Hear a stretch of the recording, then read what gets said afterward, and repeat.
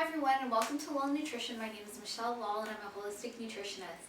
So this week I wanted to talk about something that has been, well, it's always on my mind, but it's been particularly on my mind the last week or so as I see sort of more and more examples of people doing this. And what I'm going to talk about a little bit is about labels on foods and labels on even cosmetics. We could even go to that degree. So the reason I bring this up is actually I was with someone and they were giving me something that has been marketed as a natural product. It's just fruit juice frozen. The brand was Mott's, and basically, I don't know if it's through advertising or from their understanding, they just assumed it was pure apple juice. So I had a little bit of it, and I was looking at the label because I started to get a little bit of a reaction on the top of my mouth, and I noticed there were a whole host of probably at least 8 ingredients. They weren't the worst ingredients, but it wasn't just apple juice in it. And this is something that really annoys me because when you're buying a product and you're thinking, because it's marketed as all natural and it's just pure and it's just a whole food, you really still need to do the extra work and look at the label. And you want to make sure that you know what every ingredient is, that it is a whole food. And what is a whole food? If you look at the back of an ingredient list and you see something like malic acid or absorbic acid, you can go home and Google it. Absorbic acid is vitamin C. You can go further back into actually how it's extracted from foods, etc. Vitamin C is an isolated vitamin. It's not a whole food. And I mean, unless you know the sourcing of certain things and vitamins, and we think they're usually safe, we have them. But when you see on the back of an ingredient list something like natural flavors can mean that it's coming from anything that was found in nature, but it can go through so many chemical processes.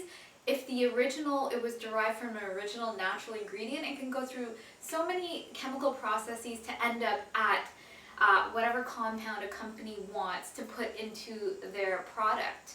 It can come from a beaver's anus, it can come from wood chips, it can come from so many things. It's natural, but is it really good for you after it's gone through so many chemical processes? For me, that's not a good sign when that's not a whole food, that's not natural, and it's something to be aware of. And so when you're looking at a label, make sure you understand every ingredient that's put into a product. Obviously, if you're buying something with a label, it is somewhat processed, but you want to buy things that are whole foods. For example, Lara bars, there are 2 ingredients in it, dates and nuts, usually if you buy the simplest ones. Those are 2 whole foods. It doesn't say date fiber or, fat reduced cashew nuts. It says cashews and dates. That means it's the whole food.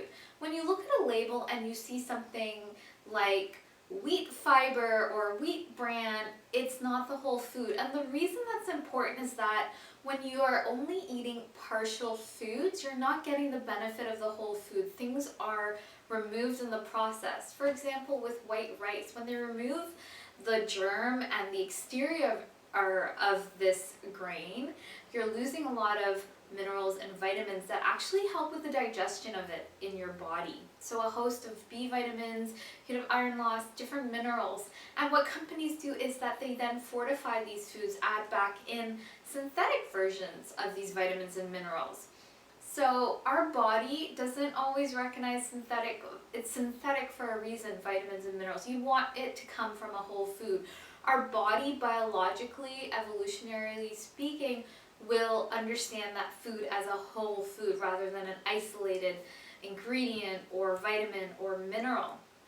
And so, the reason that companies sort of process foods is that it has a higher, the shelf life will be longer. It's not healthy for you. It's healthy for, for longevity on the shelf. So it's good for the bottom line of a company.